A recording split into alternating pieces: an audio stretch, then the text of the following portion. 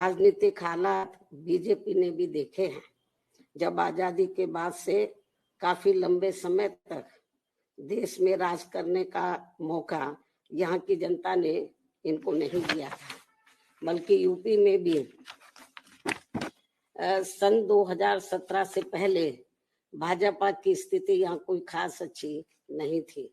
और अब इसी प्रकार कांग्रेस पार्टी भी लगभग उसी हालत से गुजर रही है जिस खराब हालत से पहले भाजपा गुजर चुकी है। इसलिए कल आए चुनाव परिणाम आगे के लिए सबक, जिसके परिप्रेक्ष्य में यहाँ मैं ये कहना जरूरी समझती हूँ कि चुनाव में पूरे यूपी से मिले फीडबैक के मुताबिक जातिवादी मीडिया अपनी अनवरत गंदी साजिशों प्रायोजित मैनेज किया हुआ सर्वे आदि कार्यक्रमों एवं लगातार नेगेटिव प्रचार के माध्यम से खासकर मुस्लिम समाज व भाजपा विरोधी हिंदू समाज के लोगों को भी गुमराह करने में ये प्रचारित करके काफी हद तक सफल साबित हुआ है कि बीएसपी भाजपा की बी टीम है तथा ये पार्टी सपा के मुकाबले में कम मजबूती से चुनाव लड़ रही है। ये खूब इन्होंने प्रचार किया, जबकि सच्चाई इसके विपरीत है, बिल्कुल उलट है। क्योंकि भाजपा से बसपा की लड़ाई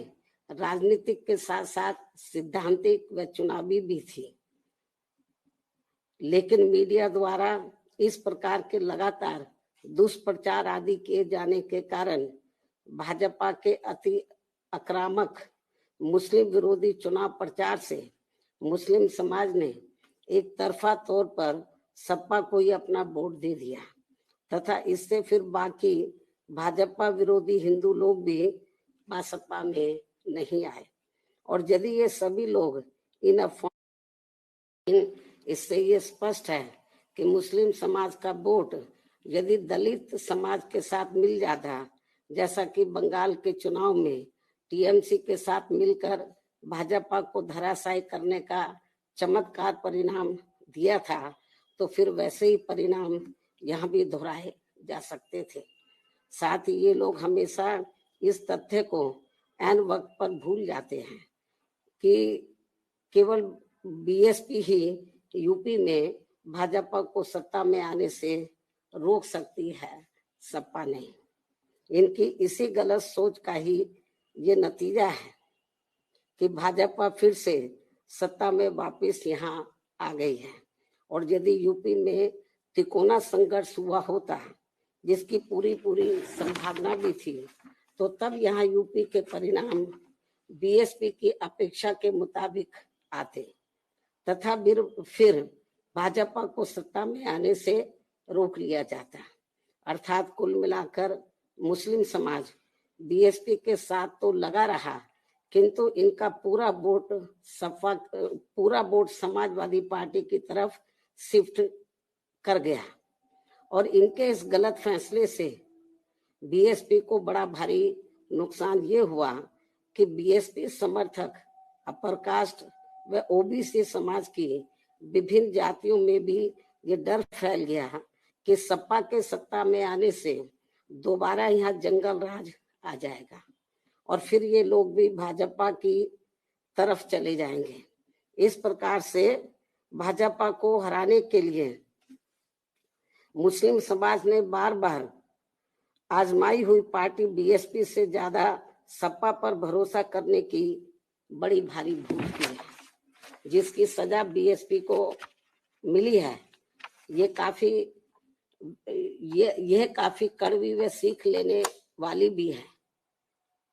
जिसकी सजा बीएसपी को मिली है कि हमने इन पे भरोसा किया, जिसकी सजा बीएसपी को मिली है वह काफी कड़वी व सीख लेने वाली भी है। इसलिए इस कड़े अनुभव को खास ध्यान में रखकर ही अब बीएसपी आगे अपनी रणनीति में बदलाव जरूर लाएगी। लेकिन ऐसे हालातों में भी बीएसपी मूवमेंट के हित में संतोष की बात ये रही है कि दलितों में से खासकर मेरे खुद के अपने समाज का वोट हमेशा की तरह इस बार भी अपनी मूवमेंट व पार्टी की लीडरशिप के साथ चट्टान की तरह पूरी मजबूती के साथ खड़ा रहा है। जिन पर मैं कितना भी गर्व महसूस करूं वह कम ही होगा, तथा उनका जितना भी मैं आभार प्रकट करूं वह कम ही होगा। और अब मेरी उन सभी से ये भी अपील है कि उन्हें अपना मनोबल बिल्कुल भी नहीं गिरने देना है, क्योंकि बाबा साहब के अनुयायी कभी भी अपनी हिम्मत नहीं हारते हैं तथा वे अपना संघर्ष लगातार जारी रखते हैं। सफलता फिर एक दिन झक मारकर हमारे कदम जरूर चूमेगी। हमें बाबा साहब के कारवा को न रुकने देना है न झुकने देना है। साथ ही हमें ये भी मानकर चलना चाहिए कि अब बुरा वक्त खत्म होने वाला है, क्योंकि पूरा खून पसीना बहाने के बावजूद भी जो यूपी का इस बार परिणाम आया है तो उससे बुरा और क्या हो सकता है।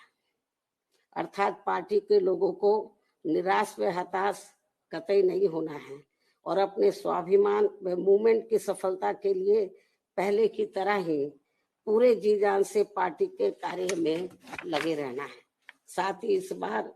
यूपी में पार्टी की अपेक्षा के मुताबिक नतीजे नहीं आने को लेकर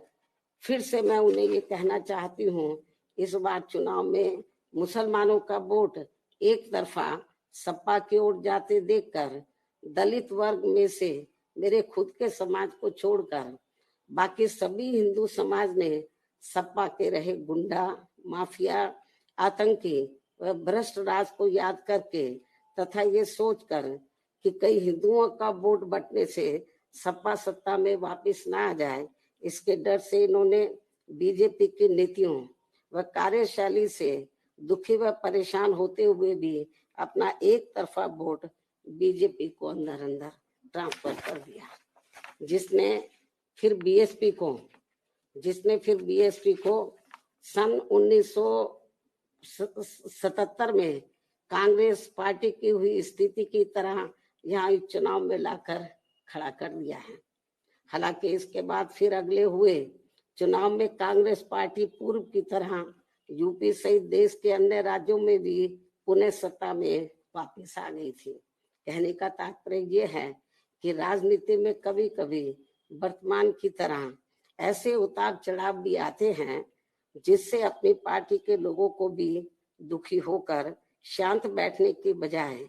या इधर उधर भटकने की बजाय बल्कि ऐसी बदली हुई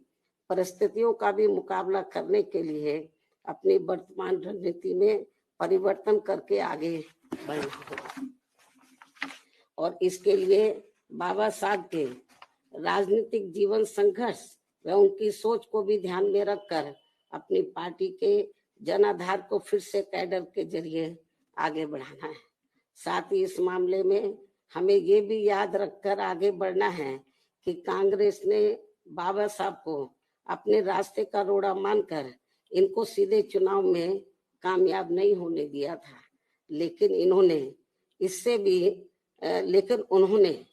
इससे भी अपनी हिम्मत नहीं हारी थी और फिर यहाँ जातिवादी व्यवस्था के शिकार हुए लोगों को एकजुट व संगठित होकर उन्हें राजनीति में आगे आने की भी सलाह दी थी, ताकि फिर वे सत्ता के जरिए अपना खुद का विकास व उत्थान आदि कर सके, जैसा कि हमने यूपी में 4 बार करके दिखाया भी है। साथ ही उन्होंने उस समय कांग्रेस जैसे अन्य उन सभी जातिवादी पार्टियों से भी अलग रहने की भी सलाह दी थी जिनकी जातिवादी सोच में कोई परिवर्तन नहीं आ रहा था। इसलिए इन सब बातों को ध्यान में रखकर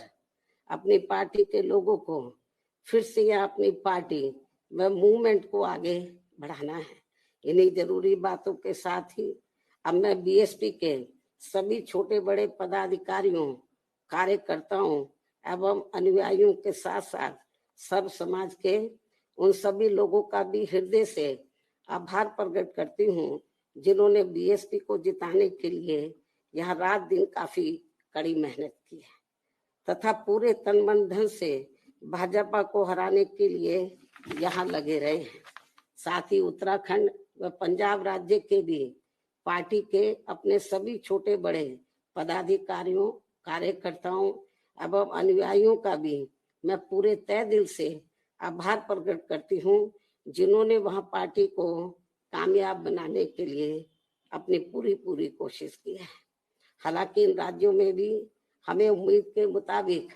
सही सफलता नहीं मिली है, जिसका पार्टी को काफी दुख व चिंता भी है। वहां भी हम लोग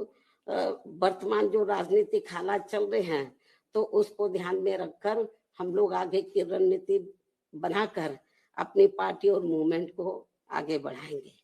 और अब मैं इन्हीं जरूरी बातों के साथ ही अब मैं अपनी बात यही समाप्त करती हूँ। धन्यवाद। जय भीम व जय भारत।